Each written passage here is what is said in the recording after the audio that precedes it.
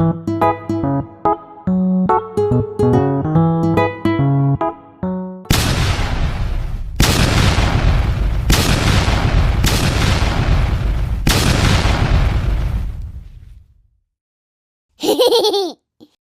semua pasti memiliki yang namanya emosi.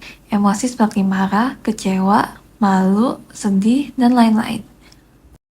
Menurut Oxford English Dictionary, emosi merupakan setiap kegiatan atau pergolakan pikiran, perasaan, dan nafsu.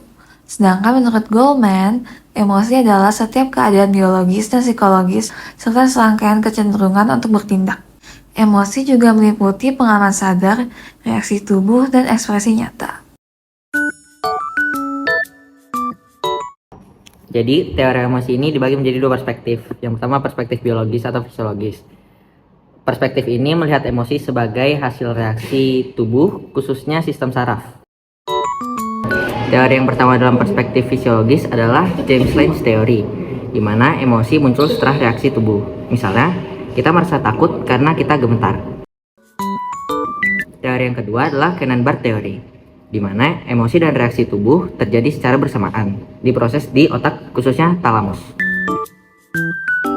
Perspektif yang kedua adalah perspektif kognitif, di mana emosi ini melibatkan interpretasi kognitif terhadap suatu peristiwa.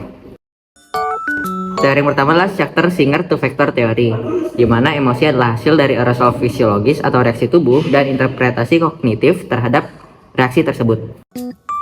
Teori yang kedua, teori Richard Lazarus appraisal theory, di mana emosi muncul dari penilaian atau appraisal dari individu terhadap situasi.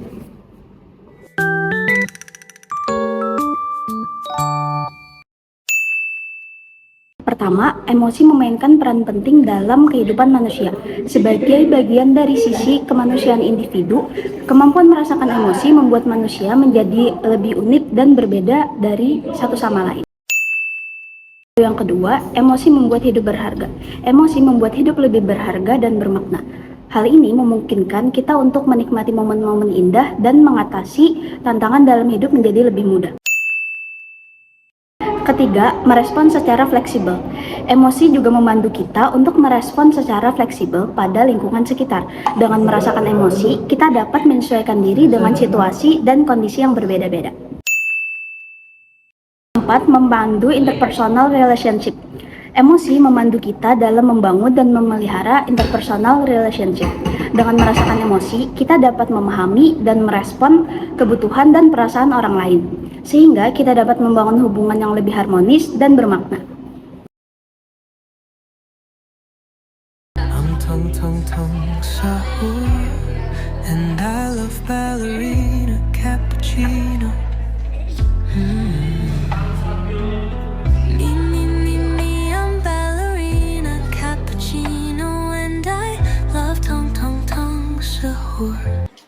Saat menonton video lucu, subjek menerima rangsangan, yaitu suara dan gambar dalam sistem sensorik, yaitu pendengaran dan penglihatan. Informasi ini dikirim ke otak untuk dinilai secara kognitif dan mengaktifkan sistem limbik. Subjek dalam eksperimen menilai video sebagai hal yang tidak biasa, tidak mengancam, dan juga lucu. Sehingga amigdala dan hipotalamus dalam sistem limbik mengidentifikasikan, memproses, dan juga mengatur reaksi fisiologis. Setelah sistem limbik teraktivasi, tubuh memberikan reaksi fisiologis dan ekspresi emosional. Tubuh memberikan respon seperti senyum, tertawa, pelepasan hormon bahagia seperti endorfin dan juga dopamin yang dapat mengakibatkan perasaan gembira atau bahagia.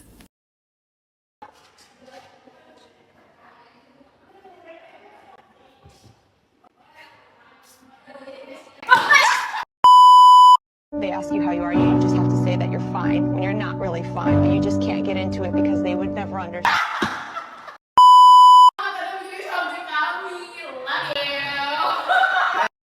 Rangsangan mendadak, yaitu suara dan gerakan yang tiba-tiba diterima sistem sensorik, diteruskan ke talamus yang mengirim informasi ke amigdala melalui jalur pendek dan panjang. Jalur pendek ini memampukan adanya respons secara refleks sebelum berpikir secara sadar. Setelah amigdala aktif, ia mengaktifkan sistem saraf simpatik yang memicu detak jantung meningkat, pernafasan lebih cepat, ketegangan otot, dan pupil melebar. Hal ini menunjukkan adanya rasa takut. Setelah reaksi awal terjadi, otak kemudian memproses ulang informasi secara sadar, seperti "oh, temanku iseng" atau "wah, aku dipermainkan". Emosi yang awalnya takut berubah menjadi lega, hingga merasa kesal, sehingga menimbulkan gerakan-gerakan dan tindakan yang menunjukkan emosi kesalnya.